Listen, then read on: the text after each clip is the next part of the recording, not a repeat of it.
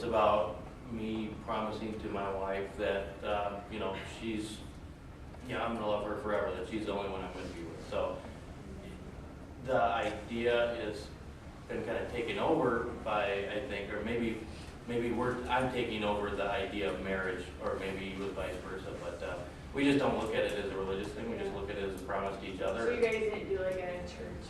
No. Yeah. Beautiful wedding, I'll show you some pictures later. It was on the beach in the Virgin Islands. Cool.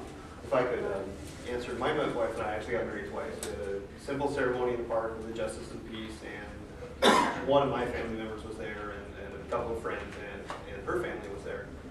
And a couple of months later, we had the public ceremony in the same park where we invited friends and family and rented tuxes and had the gown, and that was a Wiccan ceremony that my wife really wanted to have, and it was a wonderful ceremony. We got so many compliments on that ceremony and our wedding in general because it was so different from the standard wedding that everybody goes to. Okay. And Like so, who married you guys? I'm sorry, Like who actually did this ceremony? Wiccan priestess married us. My wife was actually friends with her. They went to University of Wisconsin across together. So, and she was state certified to marry us also. She was recognized by the state of Wisconsin as somebody who's legal to marry. Yeah, we still need like certified pieces, right? Yeah. So, We had taken care of that with the Justice of the Peace a couple months earlier, so, but it was kind of it was a nice icing on the cake, I guess. Yeah, there are also humanist celebrants, and they're usually atheists, and they're certified to marry people in our state. Oh, cool, thanks. Is there a strike? Yeah. I noticed you all said if God showed himself, you would believe. Personally, I believe that God has shown himself to us in many ways, and most importantly through the person of Jesus Christ. And I was just wondering if any of you would be interested in attending an investigative, informal, short discussion sometime, just investigating the major claims of Jesus Christ. We are actually going to kind of carry on this discussion in a more informal setting afterwards at the hub, and you could certainly come and we could discuss it further. I'd be extremely intimidated, but I was you shouldn't be. We're not. We're pretty nice people. I can tell. Oh yeah, he's not. Sherman Mom's not. Okay, well, hopefully I can get your information and maybe we can meet up sometime. Sure. I appreciate your openness. Any sort of follow-up? No. This is back to his comment about the law enforcement and seeing things evident right in front of you, but having to believe that somebody has killed somebody else and murdered somebody. Doesn't that kind of stem back to Christian beliefs as well? Having not the person directly there, you had said you need Jesus to come down himself, or God to come down himself and show himself. But in that situation, that murderer isn't showing himself, but you have to use the things that have gone on around to link that back to Jesus. I use it as just kind of a simple analogy, I guess. It's not like a end-all be-all of if you can't observe it, it can't happen sort of thing. But I think I lost my train of thought. And you talked about everything. Well, it's okay. I remember now. Yeah, it's the beyond a reasonable doubt that we have to get to prove a murder, right? So if you can do that with, and I think most atheists would agree that you can't do that with the claims of any religion beyond a reasonable doubt. It's that leap of faith. Well, is there a small leap of faith in a murder investigation that this was the person? Well, it's the reasonable doubt. So the unreasonable doubt, I suppose you could consider a leap of faith, but you know, we have to do it somehow, I guess. But I think that threshold of evidence isn't there for most religions or any that I've heard of. So, Follow-up? No? You guys have had a few. Anybody else? Agree? I'm sure all of you have had your experiences with, like, you know, you can take positives from various religions. Like, mine personal, I really appreciate the Taoist sense of duality.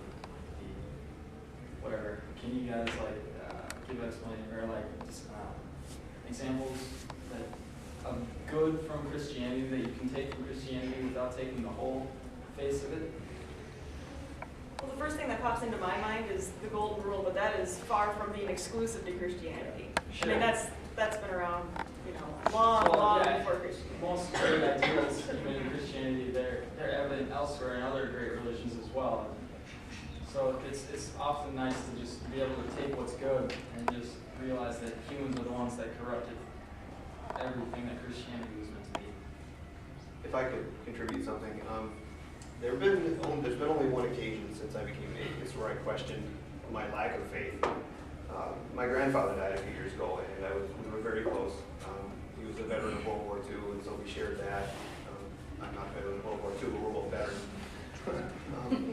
And we were really close all the way up, since I was a child, all the way up till the day he died. And it was the only time I questioned my lack of faith, because I really would have liked that comfort of being certain that I would meet him in the afterlife, in heaven, or in the clearing at the end of the path, or in the strip club, if that's your version of heaven, or and it took me a long time to get through that. But in the end, I could not make myself believe just because of that. There still has to be something more. Short of asking you to believe Christianity or anything about Christianity, I'm just wondering if there's anything that speaks to you of truth that is inherent in Christianity and the teachings of Christ, for instance.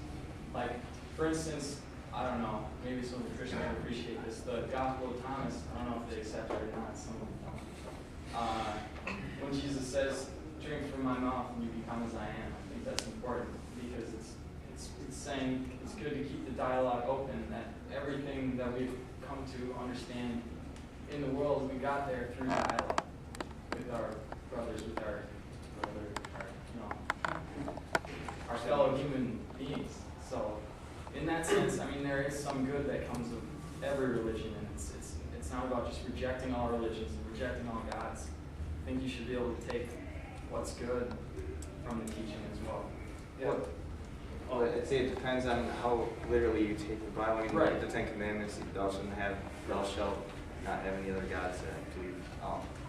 So, I mean, God's a selfish God. I mean, he's not being that open-minded, if that's what you're getting at. Right. No, but that's what I'm saying. I mean, there are obviously the bad points. There are the downsides of Christianity. I'm asking if any of you recognize any of them. I would say that I agree that you could probably take pretty much every religious text. I mean, I'm sure there's some out there that have absolutely no good. But you could, Thomas Jefferson did that with the Christian Bible. He created the Jefferson Bible, and he cut out all of Jesus' teachings pretty much, and then all of the absurdities. Or he cut out the miracles and left the teachings. And I mean, it's a decent, moral guide if you cut out those things that we would consider archaic or absurd. Right. And I think you could do that with most religious texts and put them all together and come up with a pretty good. But we've kind of done that as a society. By trying to keep it secular, we kind of take the different good ideas and leave out the bad. The Old Testament? Did Yeah. I would assume. I think it was just the New Testament. I've never read it. I wanted to read it and see what it ended up like. But You pretty much have to take out the whole. yes. There's not much in there that's pleasant. But any more questions right now?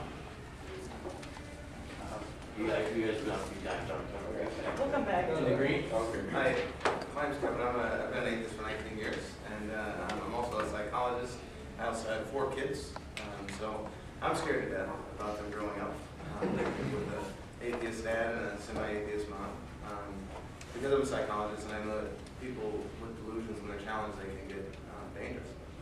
So I'm worried about that as children. I know that, I forget your name, but I know you were raised in an atheist home. I think you're the only one. Did you have any experience growing up with friends, teachers? I know you're in Scouts, I was too. Yep. And I'm considering starting my oldest kid in Scouts, so I'm scared to death about that. Do the whole God crap and that.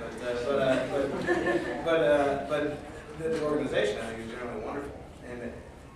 But did you experience any issues that I should be aware of, or worried about? My sister and I, when we were in first and third or fourth grade respectively, I remember, because we didn't go to church, I mean, most people they either weren't aware or they didn't care. But there was one girl who told my sister that she was going to go to hell. So my sister and I begged our parents to take us to church one day, and Yeah. I'm waiting for that. We, but we went and we didn't feel like going back.